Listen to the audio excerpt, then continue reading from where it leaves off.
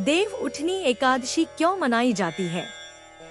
चातुर्मास क्यों माने गए हैं शुभ कार्यों के लिए वर्जित? क्या है तुलसी विवाह की कथा और कैसे किया जाता है व्रत और क्या है विधि? आइए मिलकर जानते हैं इस वीडियो में। कार्तिक मास की शुक्ल पक्ष की एकादशी का दिन हिंदू धर्म में अत्यंत पवित्र माना गया है। इस दिन को देव उठनी एकादशी, प्रबोधिनी एकादशी या देवोत्थान एकादशी कहा जाता है। माना जाता है कि इस दिन भगवान विष्णु 4 महीने की योग निद्रा से जागते हैं और इसी के साथ सभी शुभ कार्यों का आरंभ होता है।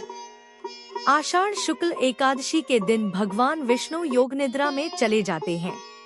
इन 4 महीनों को चातुर्मास कहा जाता है। यह समय तप, भक्ति और संयम का माना गया है।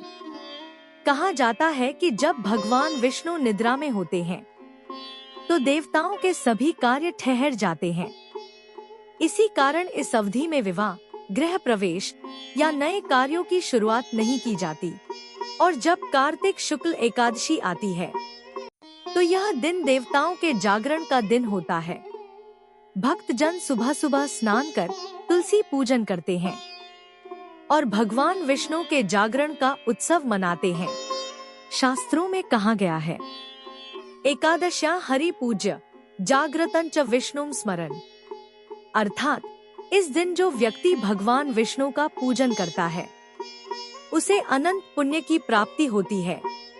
देव उठनी एकादशी के दिन एक और पावन पर्व मनाया जाता है, तुलसी विवाह।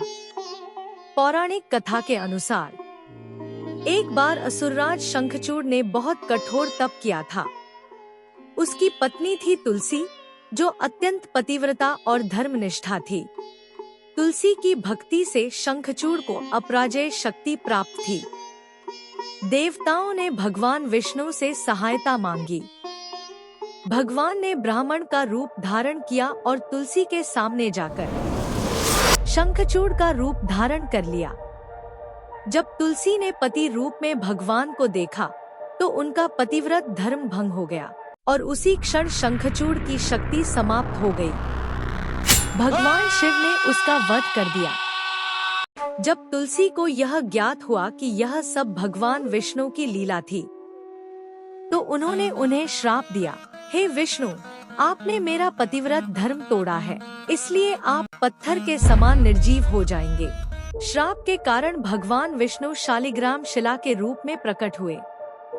भगवान ने तुलसी से कहा, हे देवी, तुम भी धरती पर एक पवित्र पौधे के रूप में पूजी जाओगी और हमारे विवाह के बिना कोई पूजा पूर्ण नहीं होगी। तब देवताओं ने भगवान विष्णु और तुलसी का विवाह करवाया। इसी कारण इस दिन तुलसी विवाह का उत्सव मनाया जाता है। देव उठनी एकादशी के दिन भक्त उपवास रखते हैं।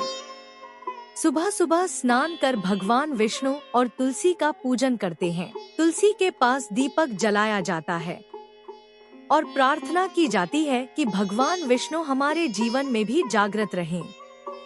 हमारे मन में भक्ति का प्रकाश कभी न बुझने पाए। रात में जागरण किया जाता है जिसमें भजन, कीर्तन और विष्णु नाम का स्मरण किया जाता है। शास्त्रों में कहा गया है कि देव उठनी एकादशी का व्रत करने वाला व्यक्ति अपने जीवन में सभी पापों से मुक्त होता है और मोक्ष प्राप्त करता है।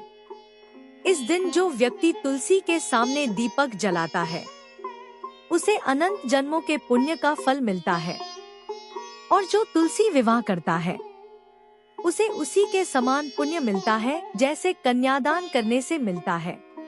तो इस देव उठनी एकादशी पर आइए हम सब अपने भीतर सोई हुई भक्ति को जगाएं।